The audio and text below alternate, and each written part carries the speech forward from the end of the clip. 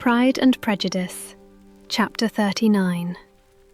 It was the second week in May, in which the three young ladies set out together from Gracechurch Street for the town of Dem, in Hertfordshire, and, as they drew near the appointed inn where Mr. Bennet's carriage was to meet them, they quickly perceived, in token of the coachman's punctuality, both Kitty and Lydia looking out of a dining-room upstairs.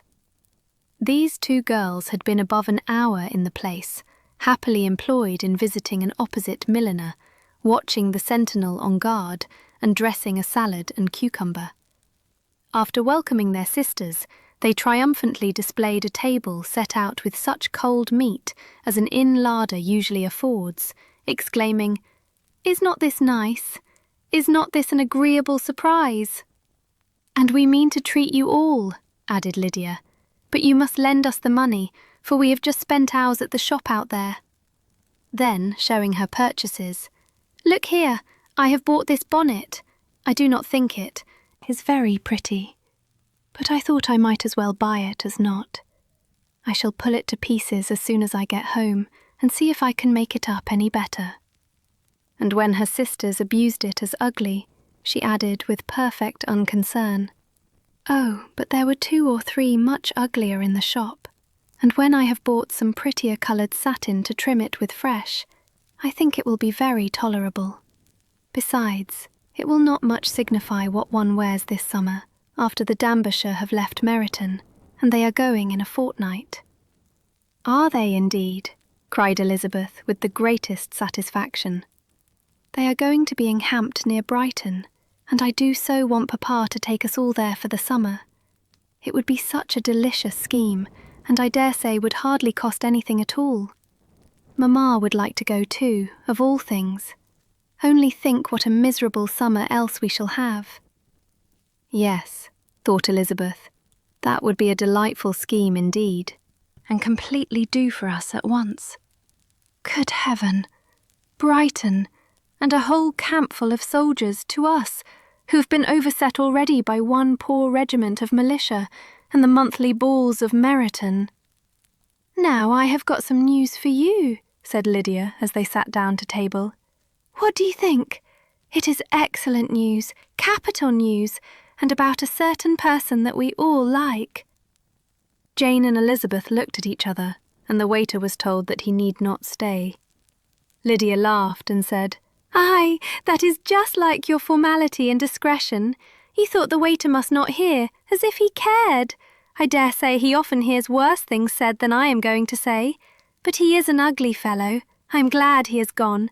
I never saw such a long chin in my life. Well, but now for my news. It is about dear Wickham. Too good for the waiter, is it not it? There is no danger of Wickham's marrying Mary King. There's for you. She's gone down to her uncle at Liverpool, gone to stay. Wickham is safe." "And Mary King is safe," added Elizabeth. "Safe from a connection imprudent as to fortune. She is a great fool for going away if she liked him. But I hope there is no strong attachment on either side," said Jane. "I am sure there is not on his. I will answer for it, he never cared 3 straws about her. Who could about such a nasty little freckled thing?" Elizabeth was shocked to think that, however incapable of such coarseness of expression herself, the coarseness of the sentiment was little other than her own breast had formerly harboured and fancied liberal. As soon as all had ate and the elder ones paid, the carriage was ordered, and after some contrivance, the whole party, with all their boxes, work-bags and parcels, and the unwelcome addition of Kitty's and Lydia's purchases, was seated in it. "How nicely we are crammed in!" cried Lydia. "I am glad I brought my bonnet, if it is only for the fun of having another bandbox. Well now, let us be quite comfortable and snug, and talk and laugh all the way home. And in the first place, let us hear what has happened to you all since you went away. Have you seen any pleasant men? Have you had any flirting? I was in great hopes that one of you would have got a husband before you came back. Jane will be quite an old maid soon, I declare. She is almost 23. Lord, How ashamed I should be of not being married before 23. My Aunt Phillips wants you so to get husbands you can't think. She says Lizzie had better have taken Mr. Collins, but I do not think there would have been any fun in it. Lord, how I should like to be married before any of you. And then I would chaperone you about to all the balls. Dear me, we had such a good piece of fun the other day at Colonel Forster's. Kitty and me were to spend the night there on Nell Forster's. Kitty and me were to spend the day there, and Mrs. Forster promised to have a little dance in the evening. By the by, Mrs. Forster and me are such friends. And so, she asked the two Harringtons to come.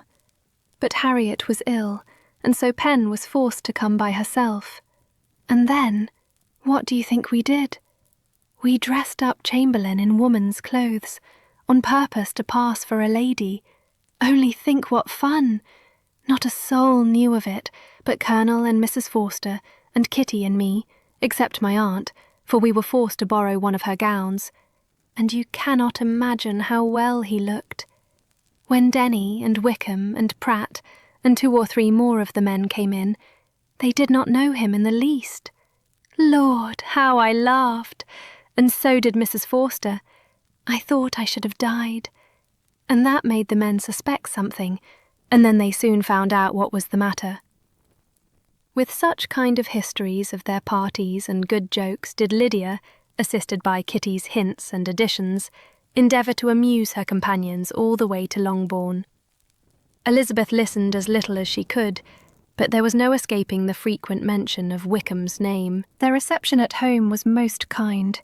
Mrs. Bennet rejoiced to see Jane in undiminished beauty, and more than once during dinner did Mr. Bennet say voluntarily to Elizabeth, "I am glad you are come back, Lizzie." Their party in the dining-room was large, for almost all the Lucases came to meet Maria and hear the news, and various were the subjects which occupied them. Lady Lucas was inquiring of Maria across the table after the welfare and poultry of her eldest daughter.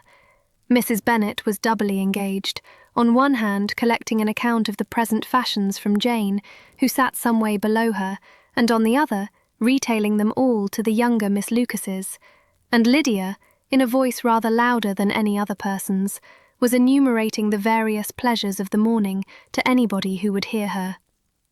"Oh, Mary," said she, "I wish you had gone with us, for we had such fun. As we went along, Kitty and me drew up all the blinds and pretended there was nobody in the coach. And I should have gone so all the way, if Kitty had not been sick. And when we got to the George, I do think we behaved very handsomely, for we treated the other 3 with the nicest cold luncheon in the world, and if you would have gone, we would have treated you too. And then when we came away it was such fun. I thought we never should have got into the coach.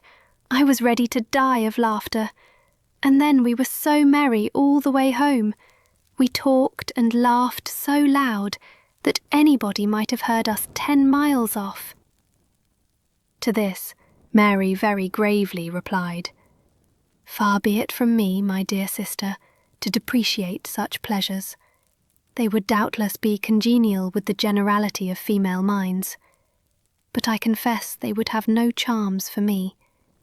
I should infinitely prefer a book." But of this answer, Lydia heard not a word.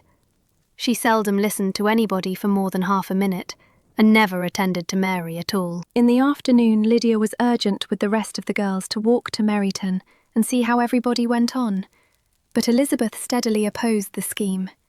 It should not be said that the Miss Bennets could not be at home half a day before they were in pursuit of the officers. There was another reason, too, for her opposition. She dreaded seeing Wickham again, and was resolved to avoid it as long as possible. The comfort to her of the regiment's approaching removal was indeed beyond expression. In a fortnight they were to go, and once gone, she hoped there could be nothing more to plague her on his account. She had not been many hours at home before she found that the Brighton scheme, of which Lydia had given them a hint at the inn, was under frequent discussion between her parents. Elizabeth saw directly that her father had not the smallest intention of yielding, but his answers were at the same time so vague and equivocal that her mother, though often disheartened, had never yet despaired of succeeding at last. Hi, Kate here. What was your favourite part from this chapter? Leave us a comment below. If you liked this video, feel free to like and subscribe to my channel.